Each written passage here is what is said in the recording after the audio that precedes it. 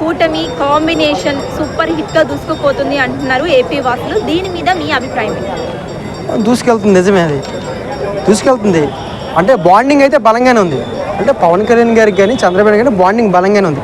కానీ కొంత మీరు అడుగుతున్న క్వశ్చన్లో కూడా ఒక అర్థం ఉంది. ఏంటంటే కింది స్థాయిలో మాత్రం రెండు పార్టీలు కలవట్లేదు. ఎందుకంటే రావాల్సిన సీట్లు కావచ్చు, లేకపోతే క్యాడర్ కావచ్చు, ఇవన్నీ కూడా కలవలేదు.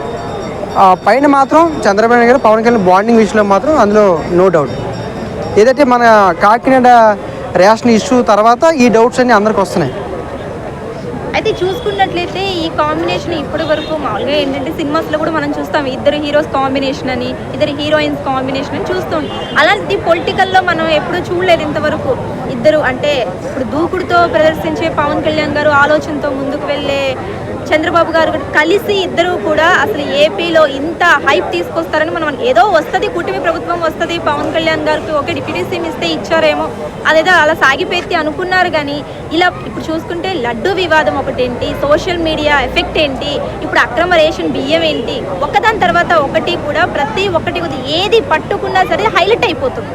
ఈ కాంబో ఇలాగే ముందుకు వెళ్ళిద్దంటారా, లేదంటే ఇలా పవన్ కళ్యాణ్ గారు దూకుడుగా వెళ్ళడం వల్ల ఈ రిలేషన్ బ్రేక్ అయ్యే ఛాన్సెస్ ఏమైనా ఉన్నాయండి? అంటే మీకు నాకు తెలియలేని అంశాలు ఇంకోటి ఉన్నాయి. పవన్ కళ్యాణ్ గారు ఏదైతే ప్రభుత్వాన్ని ప్రశ్నిస్తున్నారు అని ఒక యాంగిల్ చూస్తారు, ప్రతిపక్షానికి అవకాశం ఇవ్వట్లేదు అనేది కూడా ఒక పాయింట్. ఇప్పుడు రేషన్ బియ్యం అంశం పవన్ కళ్యాణ్ పట్టుకున్నారు కాబట్టి ఒక యాంగిల్లోకి వచ్చింది, అదే వైసీపీ వాళ్ళు పట్టుకుంటే ఇంకో యాంగిల్లోకి వస్తుంది. సో నేను అనలిస్ట్ కాబట్టి అంత డెప్త్ ఆలోచిస్తున్నాను. కాబట్టి ప్రతిపక్షానికి ఛాయిస్ ఇవ్వకుండా పవన్ కళ్యాణ్ గారే ప్రతిపక్షం, పవన్ కళ్యాణ్ గారే ప్రతిపక్షం, రెండు ఆప్షన్. అదొక స్ట్రాటజీ.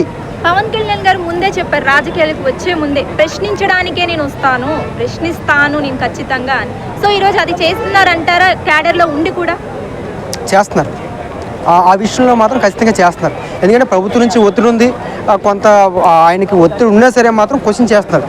ఎందుకంటే అతని ఇమేజ్ని ఇప్పుడు డిప్యూటీ సీఎం పదవి కన్నా అతను ఇండివిజువాలిటీ ఇమేజ్ అనేది చాలా ముఖ్యం. ఎందుకంటే మనకి పదవి రాలేనప్పుడు ఎలా ఉన్నామని కాదు, పదవి వచ్చిన తర్వాత ఎలా ఉన్నామని చాలా బేసిక్. సో ఈ ఎలక్షన్ కాకుండా పవన్ కళ్యాణ్ గారికి ఇప్పుడు ముఖ్యం కాదు, రేపు ఫ్యూచర్, రేపు సీఎం అవ్వాల్సిన వ్యక్తి కాబట్టి క్యాడర్లో ఇంకా దాన్ని డబుల్ చేసుకోవాలి. అంటే నమ్మకం నిలబెట్టుకోవాలి, ఆ నమ్మకం పోగొట్టకుండా చూసుకోవాలి. కాబట్టి అదే పవన్ కళ్యాణ్ గారు చేస్తున్నారు.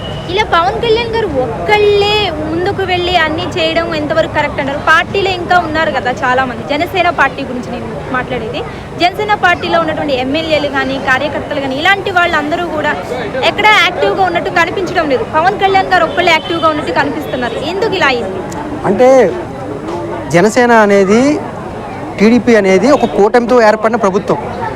తెలుగుదేశం ప్రభుత్వం కాదు, జనసేన ప్రభుత్వం కాదు, కూటమితో ఏర్పడిన ప్రభుత్వం.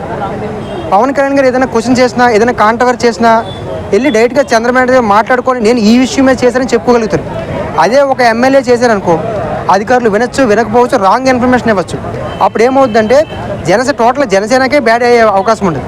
కాబట్టి పవన్ కళ్యాణ్ గారు ఒక స్ట్రాటజీ ప్రకారమే క్వశ్చన్ చేస్తున్నారు. వేరే వ్యక్తులు క్వశ్చన్ చేస్తే దాని రియాక్షన్ వేరేలా ఉంటుంది. సో ప్రభుత్వం మళ్ళీ అతని మీద నెగిటివ్గా చేసే అవకాశం ఉంటాయి, ఇద్దరి మధ్య గ్యాప్ పెరిగే అవకాశం కూడా ఉంటుంది. కాబట్టి పవన్ కళ్యాణ్ చాలా టెక్నికల్గా స్ట్రాటజీ ప్రకారం చాలా డెప్త్గా నేను చాలా అబ్జర్వేషన్ చేసే చెప్తున్నాను, ఆ ప్రకారమే వెళ్తున్నారు. కాబట్టి వేరే వాళ్ళు క్వశ్చన్ చేస్తే అది వేరేలా ఉంటుంది. ఇప్పుడు పవన్ కళ్యాణ్ క్వశ్చన్ చేశారు కాబట్టి విషయం ఆ రేంజ్కి వెళ్ళింది. జనసేన పార్టీ కూడా ఒక ఇమేజ్ వచ్చింది, మనం ఓట్లు వేసాం కాబట్టి ఆ ఓట్ల వల్ల క్వశ్చన్ చేస్తున్నారు. సో మనం వేసిన ఓట్లు వృధా కాలేదనే ఫీలింగ్ కూడా కలుగుతుంది. సో అది బలం పెంచుకుంటున్నారు పవన్ కళ్యాణ్ గారు. ప్రతిపక్ష హోదా